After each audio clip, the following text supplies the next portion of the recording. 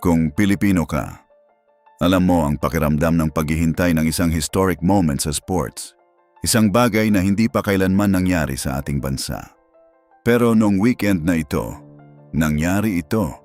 Kasi sa loob ng isang linggo, ginapin ni Alex Eala ang isang Olympic gold medalist, isang defending champion, isang 4-time Grand Slam winner, at sa huli, ang world number 3. Siya ngayon ang unang Pilipina sa kasaysayan na nagwagi ng isang WTA 500 singles title. Balikan natin ang buong kwento. Kasi para maintindihan ang laki nito, kailangan muna nating malaman ang lahat ng naganap sa loob ng isang linggo. Ang tagpuan, William H.G. Fitzgerald Tennis Center. Pero puno ito ng 7,000 fans. Lahat ng ticket ay naibenta na. Kaya naman, sa Mubadala DC Open, nagsimula ang kwento ng 21 taong gulang na si Alex Eala. Mula Quezon City, isang match na lang ang layo sa pinakamalaking titulo ng kanyang karera. Ngayon, sino ang kanyang kalaban sa final? Pero si Jessica Pegula, ang world number 3 at top seed, isang manlalarong nagwagi na ng 11 WTA singles titles. At umabot pa sa US Open final. Kaya naman, ito ay hindi ang kanilang unang pagkikita. Natapos ni Pegula ang breakthrough run ni Eala sa Miami Open 18 buwan bago nito na Beat 5 context. Ngayon, alamin natin kung paano nagsimula ang match. Pero natagpuan ng dalawa ang kanilang rhythm, sabay-sabay. Kaya naman, lumabas si Pegula na puno ng intensity, ng isang manlalarong nakaranas na ng maraming malaking match. Nanalo na siya sa DC Open noong 2019 at hinahangad niya ang kanyang pangalawang titulo dito. Ngayon, alamin natin kung ano ang kaibahan ni Alex Eala ngayon. Pero sinabi niya bago ang final, kung ikukumpara niya ang sarili niya ngayon sa nakaraan, mas well-rounded na siya. Kaya naman, sinabi niya, mas malakas na siya physically. Naging mas maganda ang ilan sa kanyang mga stroke. At ang kanyang forehand serve, nag-improve din ng malaki. Ngayon, ipinakita niya ang kanyang paglago noong panahon bago ang final. Pero bago pa niya harapin si Pegula, kinailangan niyang tapusin ang isang bilang ng mga champion. Kaya naman, alamin natin isa-isa ang kanyang landas patungo sa final. Sa unang round, pero kinaharap niya si Jung Chin-win, ang Olympic gold medalist na nagpasakit sa kanya sa 2023 Asian Games. Kaya naman, 3 taon ng sakit. 3 taon ng pag-iisip kung ano sana ang nangyari. Pero sa pagkakataong ito, ibang manlalaro na siya. Bumangon siya mula sa maagang setback. Nanalo ng 4 sa huling 5 laro para makumpleto ang isang gritty comeback. Sa pangalawang round, pero kinaharap niya si Leylah Fernandez, ang defending champion na nagpahiya sa kanya sa Stuttgart. Kaya naman, ang unang set, isang masterclass. Nangibabaw siya sa loob lamang ng 34 na minuto, pero halos nakawala ang pangalawang set. Nauna si Fernandez, pero tumanggi si Eala na sumuko. Sunod-sunod siyang nanalo ng 5 laro. Isinara ang tiebreak para makumpleto ang tagumpay. Sa quarterfinal, pero kinaharap niya si Elena Spatilina, ang world number 10 at second seed. Kaya naman, natalo na niya ito sa Berlin. Ilang linggo lang ang nakalipas. Sa parehong score, sa Washington. Ginawa na naman niya ito, sinabi niya. Pumasok siya na may magandang mindset at napanatili niya ang kanyang rhythm. Kahit aggressive si Fidelina, lalo na sa ikalawang set. Sa semifinal, pero kinaharap niya si Naomi Osaka, ang 4-time Grand Slam champion, sa unang All-Asian semifinal sa kasaysayan ng isang WTA 500 stage.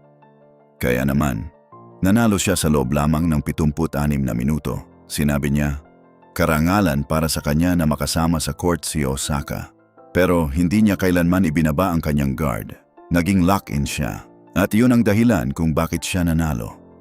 Ngayon, alamin natin kung ano ang nangyari sa final. Pero sinabi niya, iba na siyang manlalaro kumpara sa Miami Open, kung saan natalo siya kay Pegula sa isang matinding 3 set na labanan. Kaya naman, sa pagkakataong ito, handa na siya. Maaga niyang sinira ang serve ni Pegula at hindi na siya lumingon pa. Ang huling score, 6-3, 6 for isang statement victory. Ngayon, narito na ang crowning achievement. Pero ito ang pinakamalaking titulo sa kanyang karera, ang kanyang unang WTA 500 title. Kaya naman, kanyang natalo ang world number 3 sa straight sets at ginawa niya ang kasaysayan. Ngayon, alamin natin ang value ng tagumpay na ito sa numbers. Pero ang prize money, $252,000, higit 15.4 milyong piso, ang pinakamalaking sweldo sa kanyang karera. Kaya naman, kahit runner-up lang sana siya, sigurado pa ring $155,000 o mahigit 10.4 milyong piso, isa pa rin sa pinakamalaking sahod ng kanyang profesional na buhay.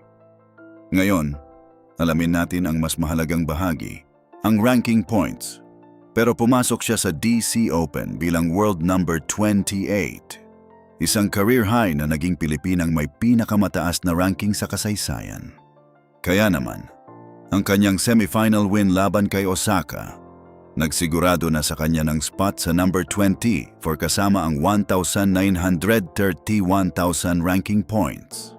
At ang championship, nagdagdag pa ng 500 points. Itinulak siya sa number 20 sa buong mundo. Ngayon, alamin natin ang bigat ng jump na yon. Pero pagkatapos ng kanyang historic Wimbledon run, naggamit siya ng 240 points at umakyat sa number 28. Kaya naman, sa Washington, nagawa na niya halos matugma ang buong total na iyon bago pa man niya nilaro ang final. Ang titulo, nagbigay sa kanya ng mas maraming points sa isang linggo kaysa sa kanyang kinita sa buong Grand Slam campaign. Ngayon, narito ang kanyang sariling pahayag.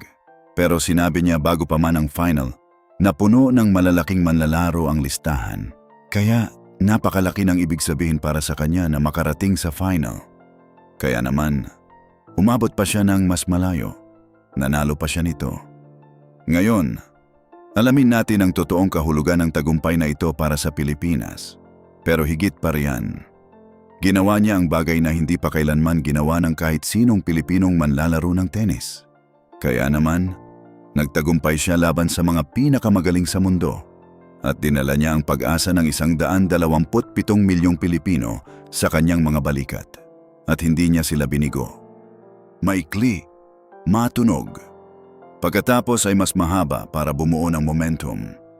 Isang Olympic gold medalist, isang defending champion, isang world number 10, 2 beses, isang 4-time Grand Slam winner, at sa huli, ang world number 3, 5 kalaban, 10 Grand Slam titles sa kanilang pinagsamang resume, isang linggo, isang Pilipina, isang historic na titulo. At kung ikaw ay nagbabasa nito ngayon, marahil ikaw ay isang Pilipinong sumusubaybay sa bawat laro ni Alex Eala. Naiintindihan ang saya na nararamdaman mo. Pero hayaan mong ipaalala ko sa iyo, ang tagumpay na ito ay hindi lang tungkol sa trophy o sa pera. Ito ay tungkol sa isang batang babae mula sa Quezon City na nagpatunay na ang mga pangarap ng isang buong bansa ay kaya niyang buhatin sa kanyang mga balikat. Ang pinaka hindi karaniwang anggulo, hindi ito basta isang kwento ng isang tennis title. Ito ay isang kwento kung paano ang isang batang Pilipina sa loob ng isang linggo lamang ay dumaan sa mga pagsubok na may kaugnayan sa kanyang nakaraan. Mula sa isang Olympic gold medalist na nagdulot sa kanya ng sakit noong 2023 hanggang sa isang defending champion na nagpahiya sa kanya sa Stuttgart. At natapos ang kwentong iyon sa pinakamalaking tagumpay ng kanyang karera. 7,000 fans, isang buong linggo ng labanan, 5 kalaban na may kombinadong 10 Grand Slam titles. At sa huli, isang trophy na hawak ng isang 21 taong gulang na Pilipina mula Quezon City. Ang $252,000 na prize money ay tunay. Ang 500 ranking points ay tunay. Ang world number 20 ranking ay tunay. Pero ang pinakamahalagang bagay ay ang katotohanang ginawa niya ang bagay na hindi pa kailanman nagawa ng kahit sinong Pilipino. Kanyang pinatunayan Na kapag pinagsama mo ang talento, ang sipag, at ang tapang na harapin ang mga demonyo ng iyong nakaraan, walang imposible.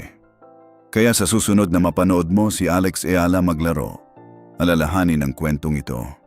Ang kwento ng isang linggo kung saan isang Pilipina ay nagpatunay sa buong mundo na siya ay hindi lang basta isang rising star, siya na ang hinaharap at ang hinaharap na iyon ay dumating na ngayon.